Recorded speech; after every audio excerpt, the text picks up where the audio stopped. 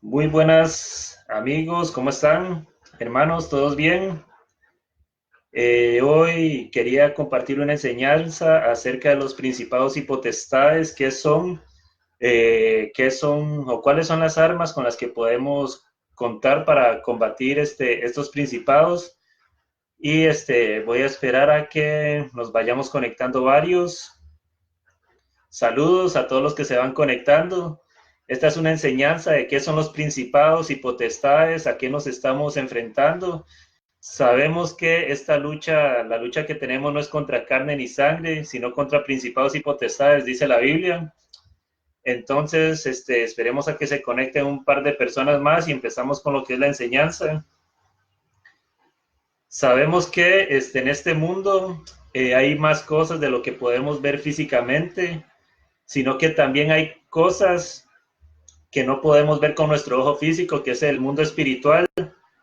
Y muchas veces tenemos miedo de enseñar cosas acerca de la lucha espiritual que hay entre nosotros y los principados potestades, las huestes celestiales, como dice la Biblia. Pero Dios nos dejó armas para las que podamos usar para poder combatir estos seres.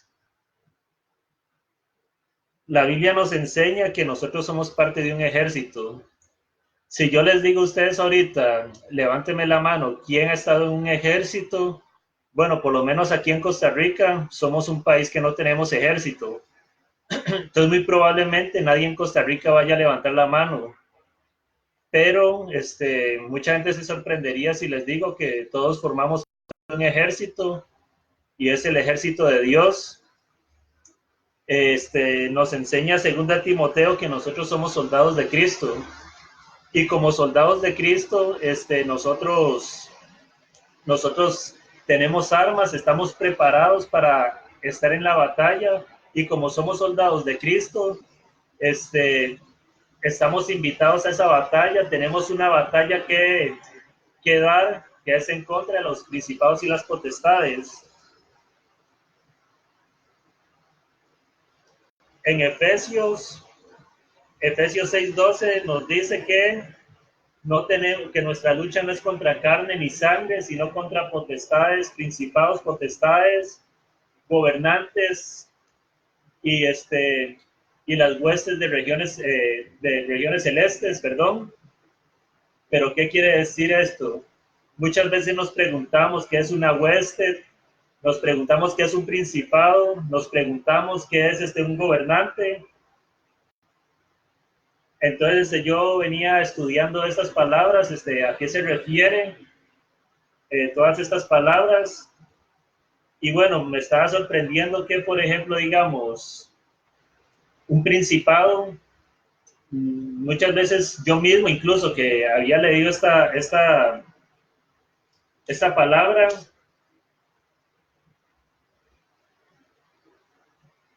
yo me quedaba extrañado o nunca me daba cuenta qué significaba esto, no le ponía atención, más bien porque muchas veces yo pensé que los principados y las potestades y los gobernantes y así eran demonios en sí. Yo siempre pensé que los principados era alguna jerarquía demoníaca, siempre pensé que las potestades eran jerarquías demoníacas y no es así.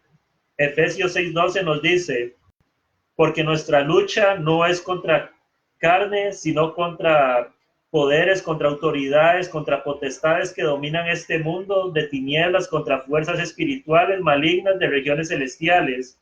Bueno, esto lo estoy leyendo en Nueva Versión Internacional. Vamos a buscarla en la versión Reina Valera. Entonces, si lo buscamos en Reina Valera, nos dice, porque no tenemos lucha contra sangre y carne, sino contra principados, contra potestades, contra los gobernantes de las tinieblas de este siglo, contra huestes espirituales de maldad en las regiones celestes. Ahora, nuestra lucha no es contra ningún ser humano, no es contra con alguna otra persona, nuestra lucha no es física, sino que nuestra lucha es meramente espiritual. Muchas veces luchamos contra sistemas, muchas veces luchamos contra personas, muchas veces luchamos contra gobiernos físicos que quieren quitar la palabra de Dios, quieren quitar las leyes de Dios, pero no es contra lo que tenemos que luchar, sino contra las cosas que hay detrás de todo eso, que son precisamente principados, huestes, potestades, todo eso lo que viene detrás, porque detrás de cada ley antidios, de cada gobierno antidios, de cada cosa que lo que se quiera poner a Dios, siempre va a haber algo espiritual detrás, no es nada físico.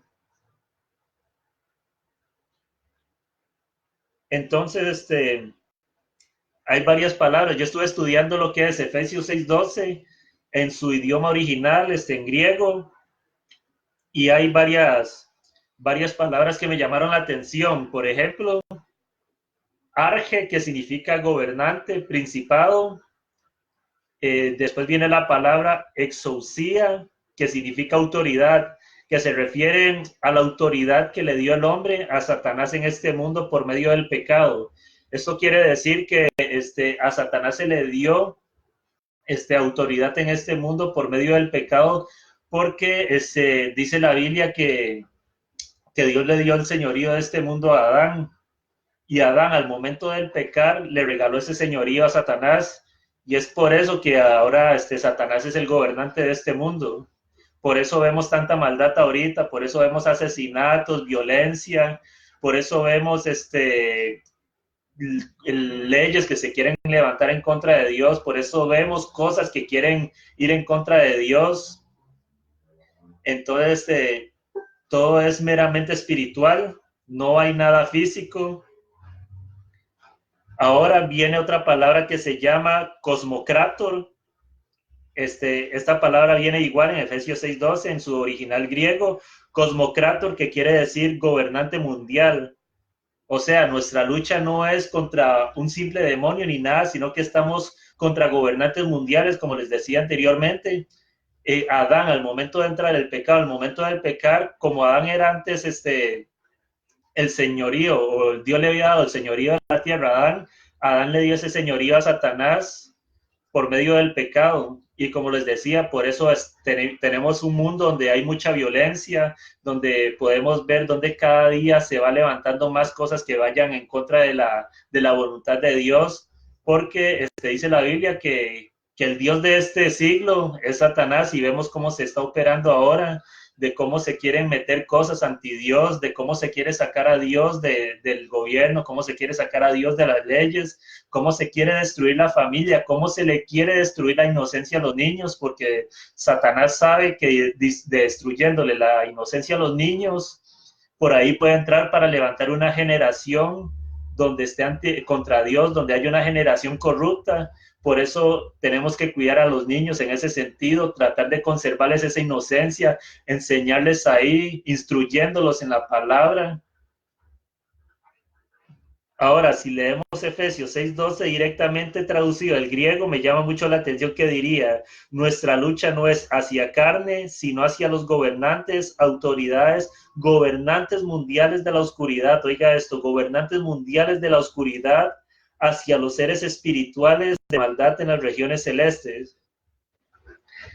Vemos que nuestra lucha contra lo que se maneja es espiritualmente. Este mundo, vemos tanta maldad, como les decía anteriormente, se ha levantado lo que es mucho sicariato, se ha levantado mucho lo que es padres contra hijos, hijos contra padres. Vemos cómo se ha levantado mucho la drogadicción, cómo en el mundo va el aumento de las guerras, cómo nación contra nación se está levantando. Y bueno, es normal porque todo esto está escrito. Ahora, Efesios 6:12 nos habla de principados y potestades, gobernantes y huestes. Y como yo les decía anteriormente, yo cuando leía este pasaje, yo siempre pensaba que los principados, que los gobernantes eran meramente demonios, y no. Me llamó mucho la atención que es totalmente diferente a lo que uno creía. Por ejemplo, ¿qué significa el principado? Principado no es ninguna jerarquía demoníaca, no es ningún demonio, sino que el principado es el lugar donde opera el demonio. Digamos, Satanás no tiene, ¿cómo se llama? La omnipresencia, solo Dios es omnipresente, solo Dios puede estar en todo lugar, solo Él tiene esa característica nada más, y Satanás no puede tener esa característica. Entonces Satanás tiene que enviar a todo el mundo demonios para ver cómo está operando cada región. Entonces Satanás le concede regiones a cada demonio para, para que le dé como decir, como en una empresa, como que le dé datos o le dé un informe de qué está pasando en cada región del mundo. Digamos, puede ser el Principado de México, puede ser el Principado de Costa Rica, el Principado de Estados Unidos. Esos son los principados. Y de hecho, el Principado lo podemos ver en lo que es en el libro de Daniel, capítulo 10, versículo 13, donde el arcángel Miguel habla con Daniel y Miguel le dice que él se tiene que retirar refiriéndose a él mismo porque tiene que pelear contra el príncipe de Persia. Y el arcángel Miguel no se está refiriendo al príncipe de Persia meramente en físico, no se está refiriendo a una persona física, sino que tenía que pelear contra el príncipe del principado de Persia, refiriéndose a un demonio. No se está refiriendo a un rey, no se está refiriendo a ninguna persona, a ningún ser humano, sino que se está refiriendo a un demonio, al demonio que operaba en el principado de Persia. Y eso lo podemos ver en Daniel 10:13. Ahora, en este mismo capítulo, Miguel le habla también acerca del príncipe de Grecia, que volvemos a lo mismo. El arcángel Miguel dice que tiene que ir a pelear después de haber peleado con el príncipe de Persia, tiene que pelear con el príncipe de Grecia. Y ahí se está refiriendo también a un demonio, es al demonio que opera en el principado de Grecia.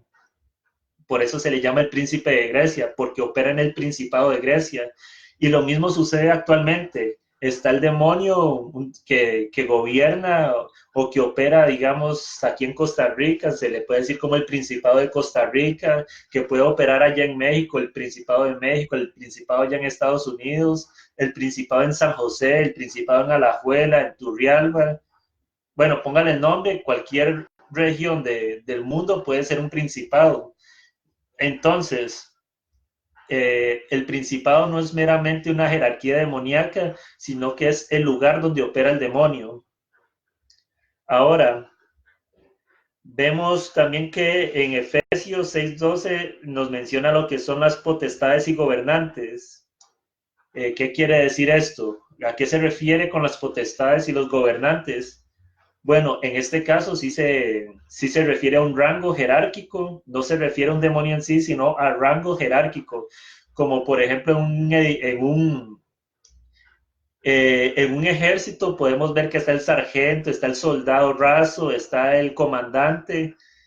Así opera en el mundo espiritual también y los demonios operan así también. Ellos tienen su rango, los gobernantes o así.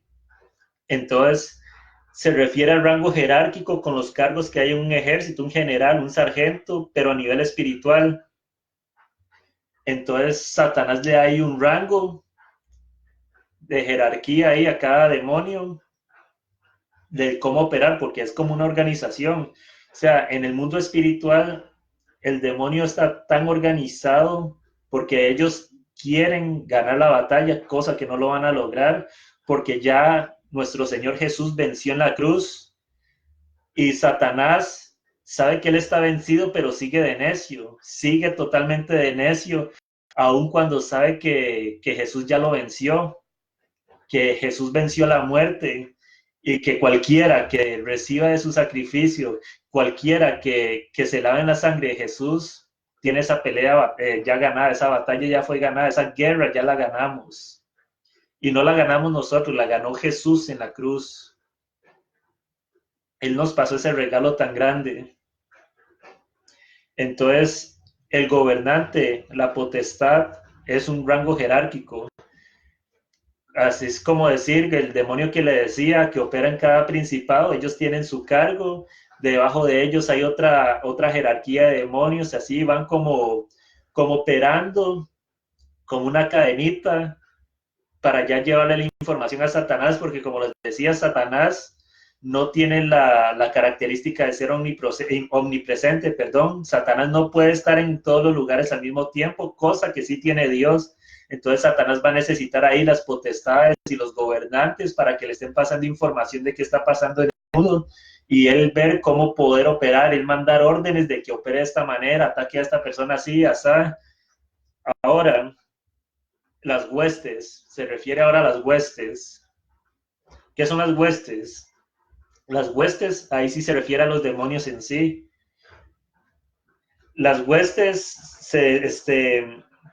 son los seres, en este caso sí son los demonios que se dedican a obstaculizar la obra de Jesús, o más bien intentan obstaculizar, porque la obra de Dios no puede ser obstaculizada siempre y cuando nosotros no se lo permitamos, mientras nosotros no limitemos, porque no, los únicos que pueden limitar a Dios somos nosotros mismos, porque Dios nos da un libre albedrío. Yo puedo decirle a Dios, Dios, yo no quiero ser salvo, no quiero nada como usted, y Dios respeta, Dios es un caballero y va a decir, está bien, hijo mío, yo respeto tu decisión, pero Él siempre va a estar ahí invitándonos a buscarle. Pero digamos, en el caso de los demonios, nosotros tenemos autoridad sobre ellos, pero ellos van a querer a venir a obstaculizarnos, ellos van a querer a venir a tratar de truncar la salvación, van a venir a batallar contra nosotros. Por eso decimos y por eso la Biblia dice que nuestra batalla no es contra carne ni sangre. Dice que nuestra batalla es porque nosotros tenemos una batalla espiritual. Mientras estemos en este mundo, vamos a tener una batalla espiritual, pero nosotros tenemos la victoria si estamos con Dios, si tenemos a Dios de nuestro lado, tenemos la victoria. Dice la palabra, si Dios conmigo, ¿quién contra mí? Podemos pisotear a Satanás, podemos pisotear a los demonios, podemos hollarlos. Hollarlos quiere decir aplastarlos como una cucaracha. Ahora, los demonios van a estar enojados con nosotros, pero eso no nos tiene que asustar porque nosotros tenemos autoridad sobre ellos, pero ellos están enojados con nosotros, Satanás está enojado con nosotros, y un demonio, entre más efectivo sea ese soldado de Dios, ese demonio más va a querer atacarlo. Por eso muchas veces las personas cuando buscamos más de Dios, sentimos que el enemigo quiere venir a atacarnos más y más y más. ¿Y por qué es eso? Porque nosotros somos hijos de Dios, porque no pertenecemos a Satanás, porque Satanás no va a llegar a atacar a alguien que es suyo, mas él va a querer atacar a su enemigo, que somos nosotros. Pero la diferencia es que nosotros no vamos a temer, no debemos tener miedo, porque ya nosotros tenemos las armas, Dios nos dio autoridad, Jesús vino, si bien Adán le dio el señorío a Satanás por medio del pecado, Jesús vino a devolvernos ese señorío y a tener autoridad sobre todo principado, sobre toda potestad, sobre todo porque Él nos hizo sus hijos, Él nos adoptó, ese espíritu de adopción nos fue dado y ahora nosotros tenemos autoridad, somos coherederos con Cristo ahora. Colosenses 2:14 dice que el acta de decretos que era contra nosotros fue clavada y exhibida públicamente. Y ahora nos dio la autoridad sobre todo principado, sobre toda hueste, parafraseando, ¿verdad? Y entonces, al momento en que nosotros recibimos a Jesús, nos da el Espíritu Santo, y donde está el Espíritu Santo, donde está el Espíritu del Señor hay libertad. Antes éramos hijos del diablo, dice la Biblia, pero ahora somos hijos de Dios. Cuando aceptamos a Jesús nos convertimos en hijos de Dios. Todo aquel que le recibiera y creyera en su nombre será llamado hijo de Dios, dice la palabra. Dice, se nos dio autoridad sobre toda potestad y dominio por medio de Jesús y Él se las dio a la iglesia. Y esto lo dice en Efesios 1:18. Entonces vamos a Efesios 1:18 que dice, pido también que les sean iluminados los ojos del corazón para que sepan ¿A qué esperanza Él nos los ha llamado? ¿Cuál es la riqueza de su gloriosa herencia entre los santos? ¿Y cuán incomparable es la grandeza de su poder a favor de los que creemos? Ese poder es la fuerza grandiosa y eficaz que Dios ejerció en Cristo Jesús cuando lo resucitó de entre los muertos y lo sentó a su derecha en las regiones celestiales, muy por encima de todo gobierno y toda autoridad, poder y dominio, y de cualquier otro nombre que se invoque, no solo en este mundo, sino también en el venidero. Dios sometió a todas las cosas al dominio de Cristo y Él lo dio como cabeza de todo a la iglesia. Oigan bien lo que dice el versículo 22. Dios sometió todas las cosas al dominio de Cristo y Él lo dio como cabeza de todo a la iglesia. Y de todo se refiere a todo, desde este mundo hasta el mundo espiritual. Entonces, ¿cómo a través de Jesús Dios le dio autoridad a Jesús y cómo Jesús le pasó esa autoridad a la iglesia? ¿Y quién es la iglesia? La iglesia somos nosotros. La iglesia no es ningún templo ahí, no es un edificio de 4 paredes, no.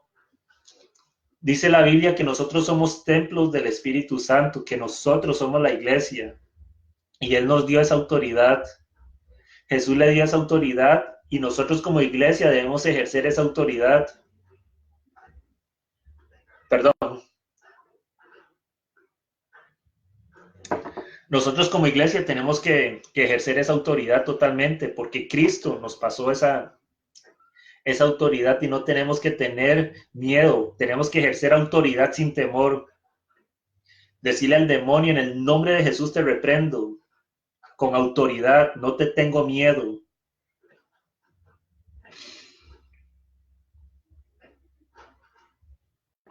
Ahora, para una batalla espiritual necesitamos armas espirituales.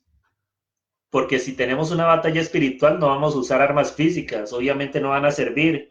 Dice en Efesios 6:14 al 18.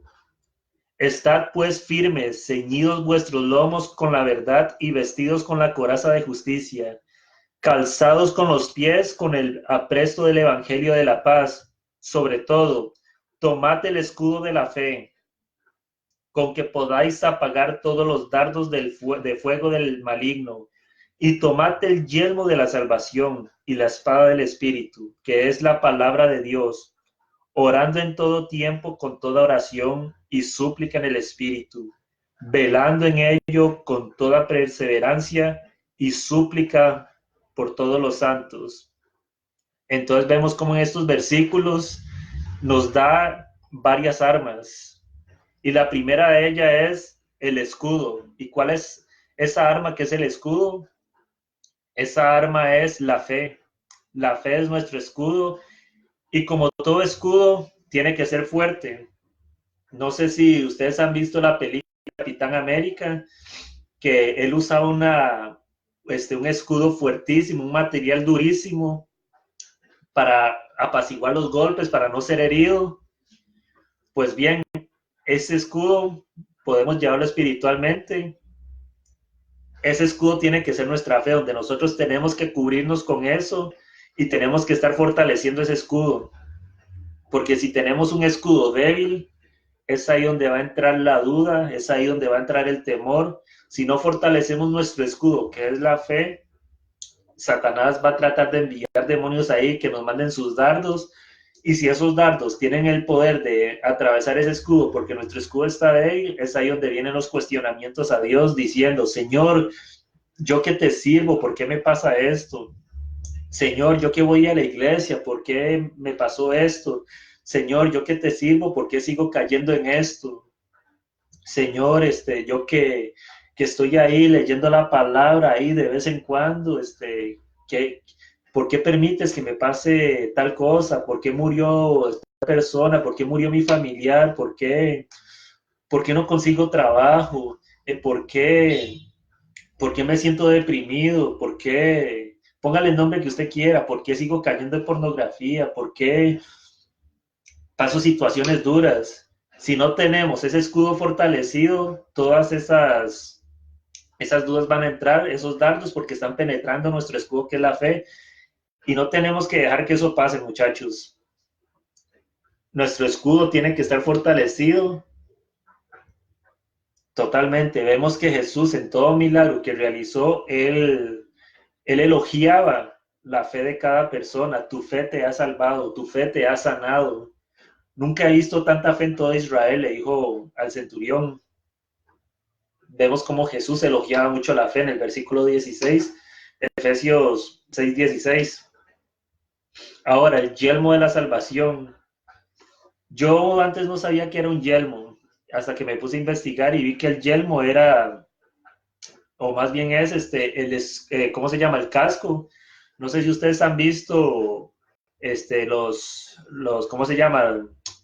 Las armaduras de los caballeros de Camelot, los caballeros de la mesa redonda, que era toda una armadura de metal ahí y tenía un casco que se abría y se cerraba. Ese es el yelmo.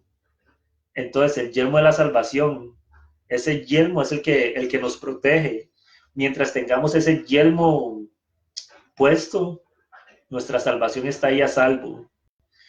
Mientras tengamos ese yelmo, tenemos nuestra cabeza protegida, donde ningún golpe va a venir, pum, pum, pum, pum, pum. Tal vez sí vamos a sentir los golpes. Como todo casco, va a recibir el impacto, pero no nos va a lastimar. Esa es la diferencia de tener ese casco, que sí vamos a sentir esos golpes, pero el casco, ese yelmo, el yelmo de la salvación, vamos a recibir esos golpes, pero esos golpes no nos van a lastimar. La espada, otra arma que nos dice Efesios, es la espada que es la palabra de Dios. ¿Saben? Esta es el arma que más tenemos que usar, una de las armas más que tenemos que usar, porque la espada es con la que vamos a atacar al enemigo. No es nuevo para nosotros y todo el mundo sabe que Satanás se sabe la Biblia de al revés, al derecho, de Génesis hasta la Apocalipsis. Satanás se sabe la Biblia, cada versículo, y él va a querer utilizar la palabra de Dios en contra nuestra. Entonces es ahí donde nosotros tenemos que estar preparados, leyendo la palabra, no solo leyendo, sino estudiándola, porque Satanás, cuando venga a atacarnos con la palabra, nosotros podemos devolverle ese golpe. Satanás intentó usar esta táctica contra el propio Jesús. Entonces, si Satanás intentó usar esa táctica contra el propio Jesús, con mucha más razón lo va a intentar con nosotros. Porque vemos cómo Satanás le decía a Jesús para tentarlo, escrito está, pero ¿qué hacía Jesús? Perdón, Jesús le decía, escrito está, al Señor tu Dios adorarás y solo a Él servirás. Escrito está que no solo de pan vivirá el hombre, sino de toda palabra que salga de la boca de Dios. Entonces vemos cómo Jesús, sabiéndose la palabra, pudo devolver los golpes que Satanás intentó darle y cómo a través de la palabra de Dios logró vencerlo. Entonces, amigos, amigas, si no estamos preparados con la palabra de Dios, tenemos mucha desventaja en ese sentido. Entonces, leamos la palabra, leamos la Biblia y no solo leerla, sino estudiarla, escudriñar. Jesús dijo que escudriñáramos las escrituras porque en ellas, todas ellas dan fe de Él. La oración es el arma más poderosa que tenemos que acudir. Jesús utilizó esta arma prácticamente todos los días, a toda hora. Jesús se apartaba de los discípulos por ratos para ir a orar, para ir a hablar con su Padre. Y Jesús se fortaleció mucho a través de la oración. Entonces, si nosotros no estamos orando, estamos fritos, porque la oración es el arma más poderosa, porque la oración es la que nos acerca a Dios. Si no hablamos con Dios, ¿cómo vamos a saber qué nos dice Él? Porque Dios sabe nuestro corazón, Él sabe lo que nosotros pensamos, pero si no oramos, ¿cómo vamos a comunicarnos con Él? Queremos recibir palabra de Dios, pero no nos comunicamos. O sea, eso es como decir que yo quiero que tal persona me llame, yo quiero hablar con tal persona, pero ¿qué pasa si no ando el celular? ¿Qué pasa si yo no llamo a esa persona? ¿Qué pasa si pongo el celular en silencio y no quiero hablar y no quiero que mi celular suene? ¿Cómo voy a pretender que esa persona se comunique conmigo? Lo mismo pasa con Dios. ¿Cómo voy a pretender estar en comunión? ¿Cómo voy a pretender que Dios hable conmigo si yo no acudo a la oración? ¿Cómo voy a pretender tratar de buscar a Dios si no estoy en comunión con Él? Entonces acudamos a la oración, que es un arma poderosa, la más poderosa.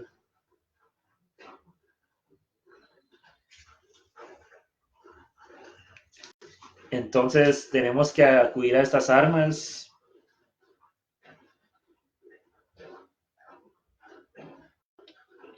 Hay un arma que muchas personas no conocen, que en la iglesia cristiana es muy raro verlo, y es el shofar. El shofar es un arma que se mueve también espiritualmente. Su sonido repercute, o no sé cómo se dice, pero es un sonido que tiene, ¿cómo se llama? Una reacción espiritual también. Usted al sonar del shofar, algo espiritual se mueve. Entonces,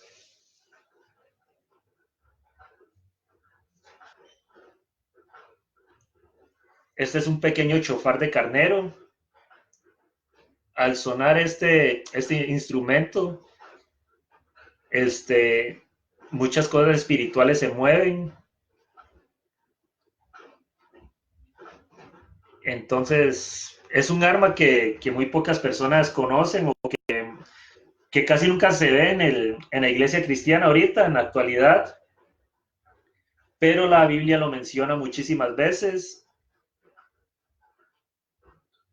El sonido del shofar es un sonido profundo, un sonido que no se oye con los oídos físicos, sino que es un sonido que se oye con el alma.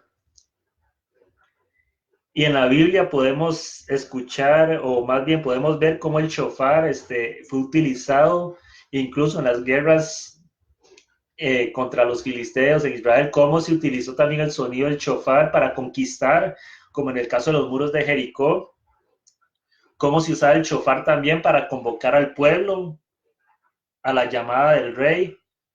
En Éxodo, cuando Moisés iba a repartir la ley, las tablas, lo primero que se escuchó fue el sonido del shofar. En el monte Sinaí se oían sonidos de shofar.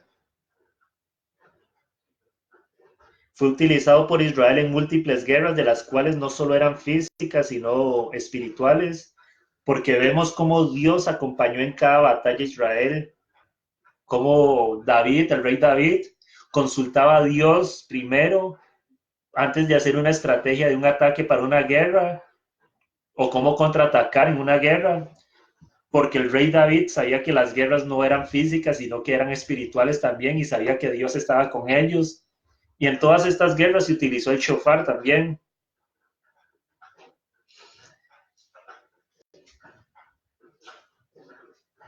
Entonces, podemos ver cómo en Jueces 3:27 y 28 se menciona el shofar en una guerra. Vamos a ir a Jueces.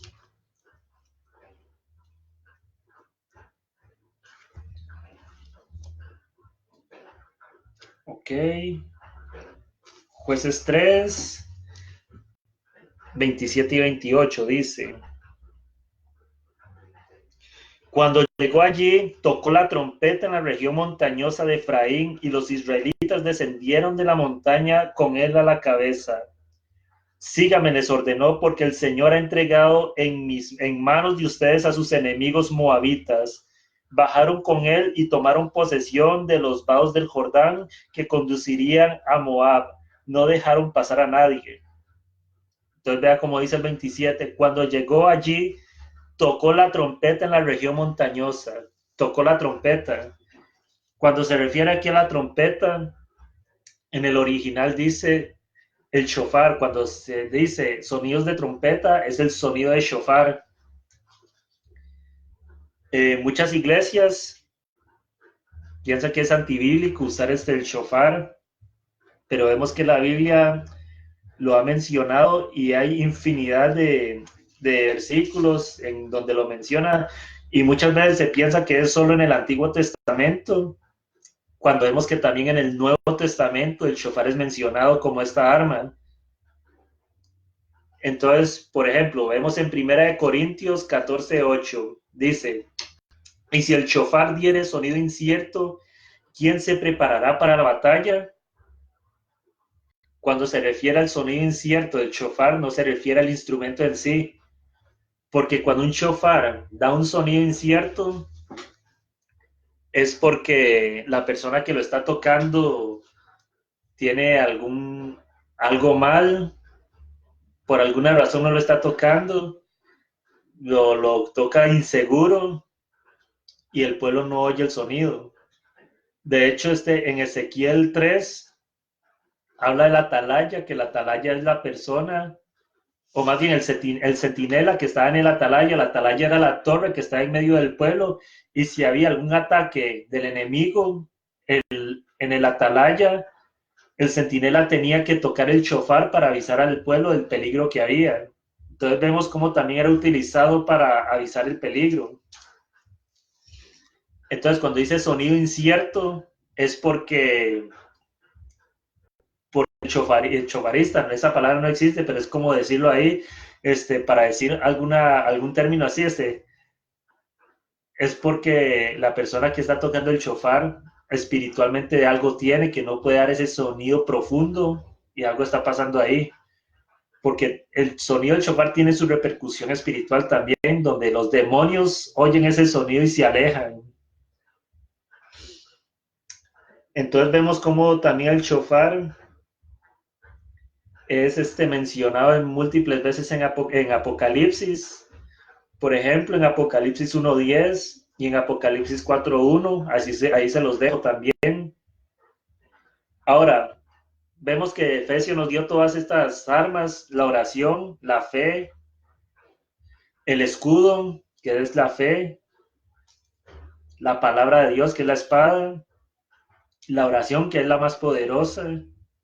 Ahora, como todo soldado, se nos dan armas. Somos soldados de Cristo y se nos dan armas. Pero sabemos que un soldado, para utilizar un arma, tiene que estar entrenado. Usted no va a llegar a un ejército ahí de una vez, tome el arma, vaya a la guerra, no. El soldado tiene que irse preparando, saber cómo utilizar las armas, cómo prepararse, ir entrenando. Y es ahí donde entra nuestra comunión, el ayuno, la oración, la meditar en la palabra de Dios, estudiar la palabra, tener esa comunión total con Él, y ahí nos vamos a ir entrenando. Por ejemplo, una manera de dejar de entrenar es dejar de leer la palabra. Si dejamos de leer la palabra, ya estamos fallando ahí, estamos tirando un entrenamiento a la borda ahí, porque con la palabra, como dice aquí en Efesios, es nuestra espada.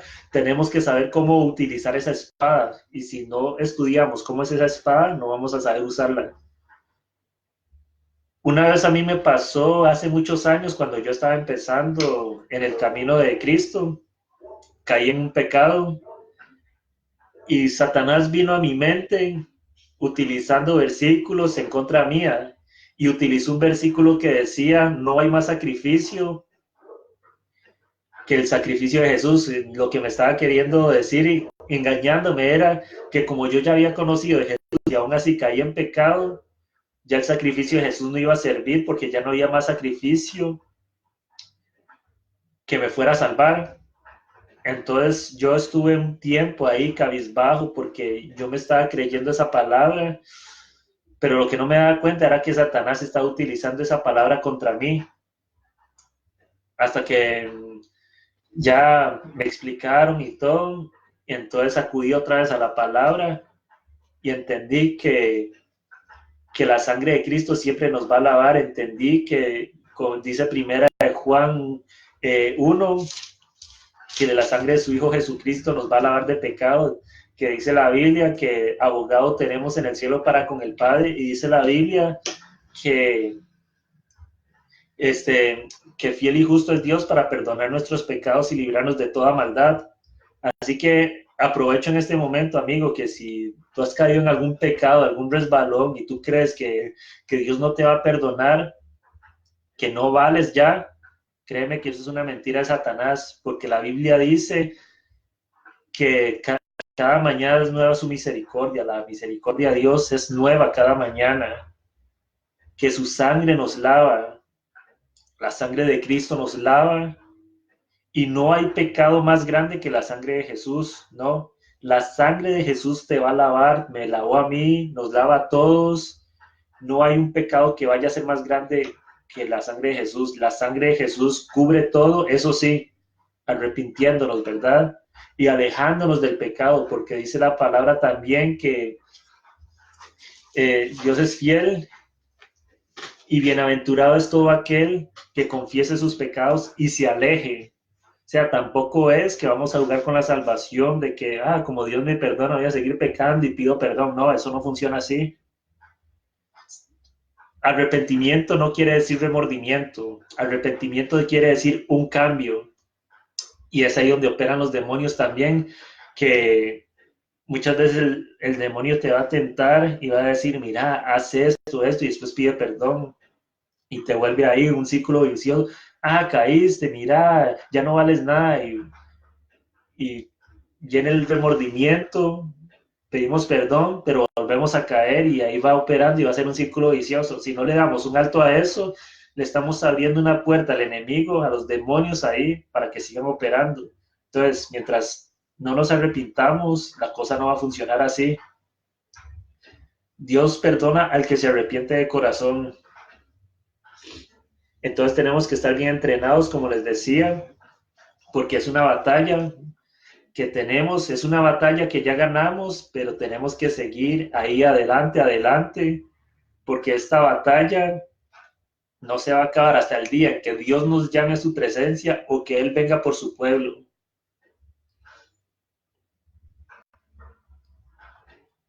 Debemos estar siempre en la obediencia y en la santidad para poder usar las armas y ganar la batalla. No olvidar que pelear contra los seres de la oscuridad, contra los demonios, contra las huestes, contra toda fuerza demoníaca, debemos hacerlo siempre en el nombre de Jesús. Eso es primordial. No tenemos que olvidar que el nombre de Jesús es con el que tenemos que reprender a los demonios. Porque bajo este nombre los demonios se someten.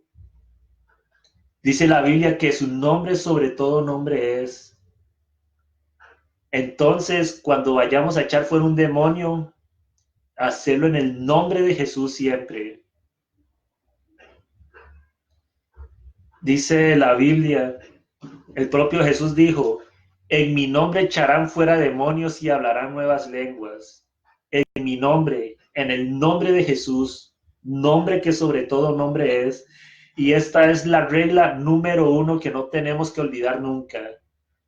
Si tú quieres tener autoridad sobre los demonios, echarlos fuera, no olvidar nunca que es en el nombre de Jesús. No se maravillen si echo un demonio fuera, no nos gloriemos, porque la gloria es solamente para Dios. La gloria es para Jesús, que bajo su nombre nos dio esa autoridad solamente. No lo vamos a hacer en nombre de nadie más. No se va a utilizar herramientas como escapularios o crucifijos o cosas así, agua bendita, no, porque Jesús dijo que es bajo su nombre nada más.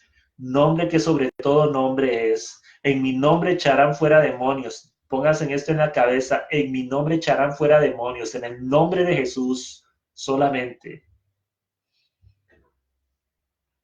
Marcos 16:17 dice, y estas señales seguirán a los que creen. Para los que creen.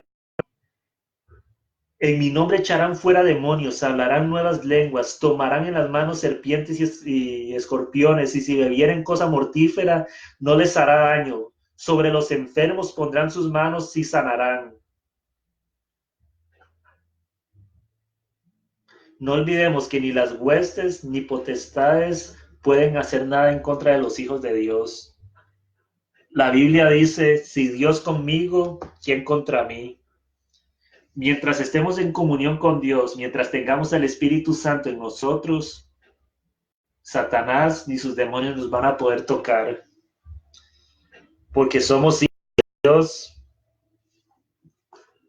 Dios nunca va a permitir que nos lastimen.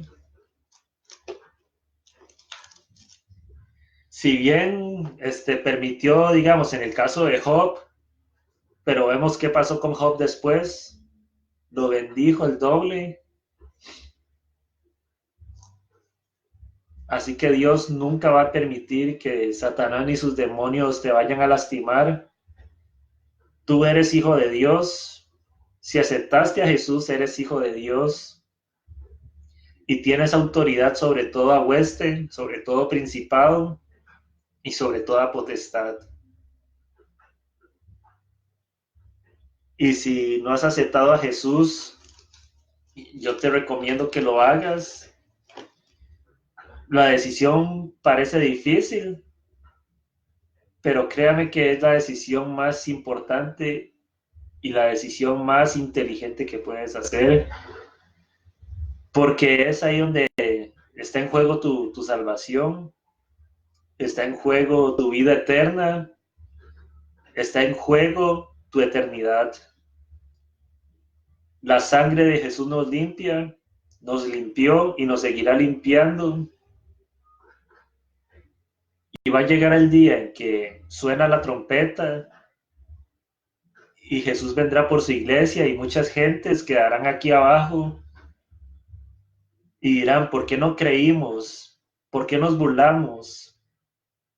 Pero ya sería demasiado tarde. Pueden alcanzar la salvación, pero ya no sería, ya sería de otro modo, pues ya Jesús habría venido por su iglesia. Y cuando se tuvo la oportunidad, no se tomó la decisión.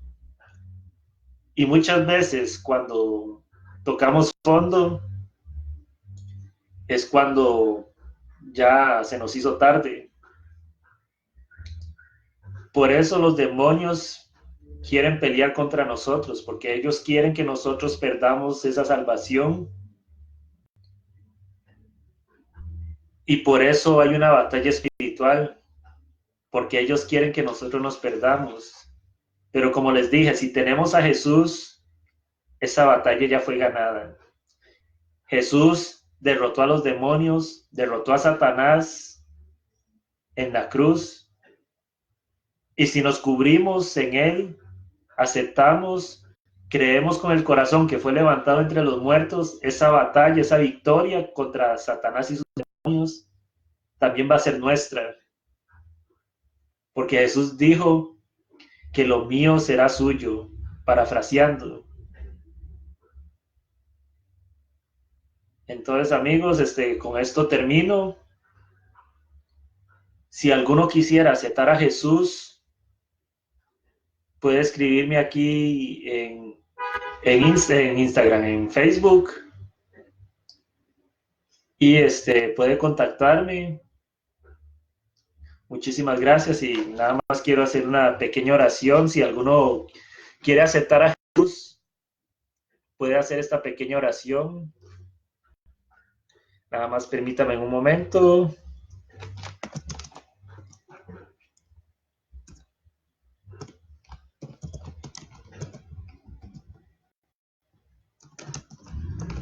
Ok.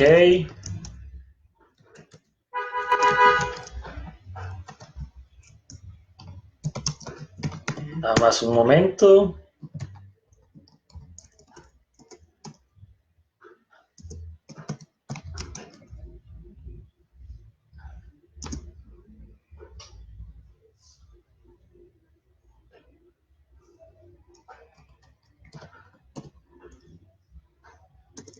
Ok.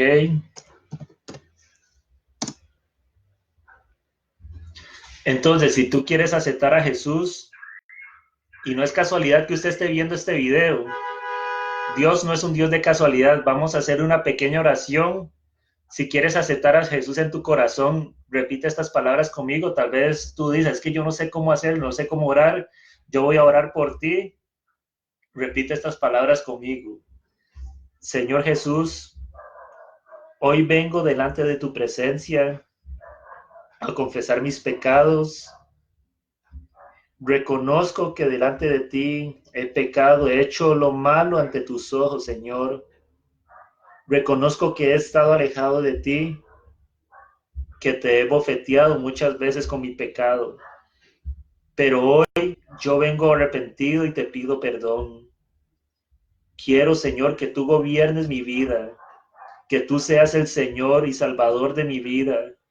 Reconozco que tú fuiste a la cruz, que derramaste tu sangre por mí, resucitaste al tercer día, fuiste levantado de entre los muertos al tercer día. Yo hoy te acepto en mi vida como mi Señor y Salvador. Y te pido que escribas mi nombre en el libro de la vida y así tener certeza de que si yo muriera el día de hoy, poder irme contigo, o si tú vienes, poder ser levantado contigo. Por favor, Señor, toma el control de mi vida y lávame con tu sangre. Gracias por tu perdón y tu misericordia. Amén. Si alguno hizo esta oración, puedes escribir en el inbox y puedo hablar contigo.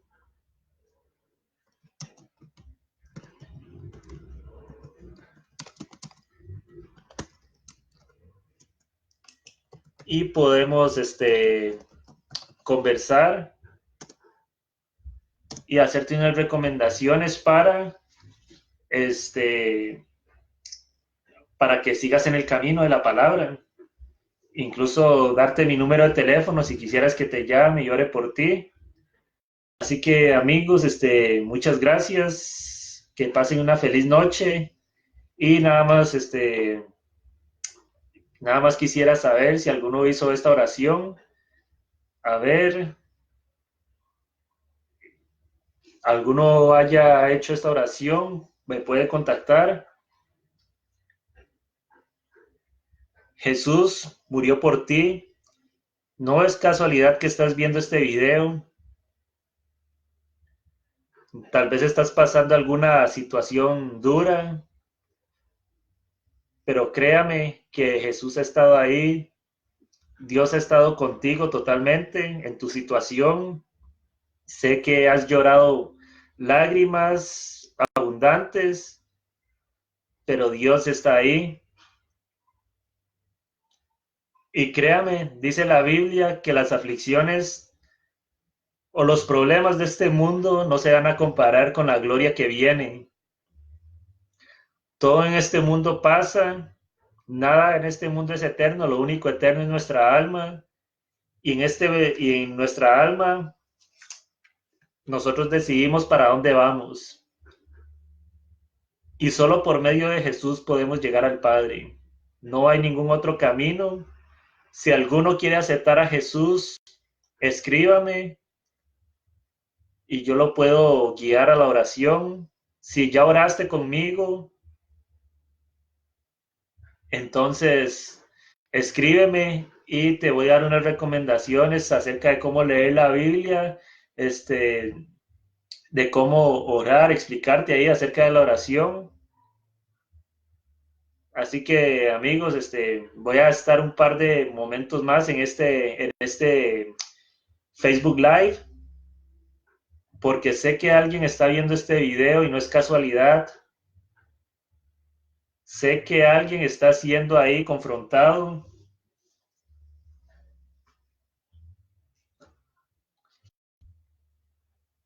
Sé que alguien necesita palabra de Dios. Me retiro un momento y voy a hacer otro live. Muchísimas gracias. Ya terminamos el mensaje acerca de las principales y potestades.